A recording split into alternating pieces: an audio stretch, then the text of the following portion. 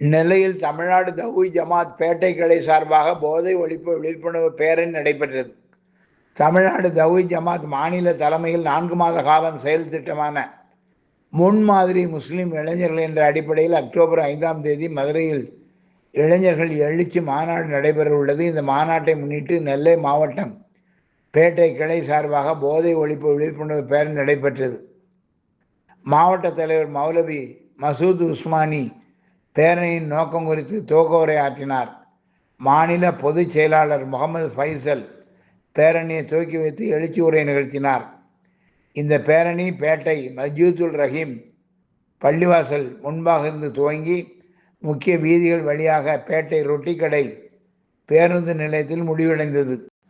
இந்த பேரணியில் சிறுவர் சிறுமியர் பெண்கள் ஆண்கள் என ஏராளமான போதை ஒழிப்பு விழிப்புணர்வு முழக்கங்களை முழங்கினர். நம்மோடு சேர்ந்து கஞ்சா அடித்தவர், நம்மோடு சேர்ந்து போதை வஸ்துக்களில் ஈடுபட்டவர் இன்றைக்கு ஹாஸ்பிட்டல் கிடக்கிறாரு, மரணித்து கிடக்கிறார். அவர் இன்னும் மோசமான நிலையில் இருக்கிறார் என்று பல நபர்களை பார்க்க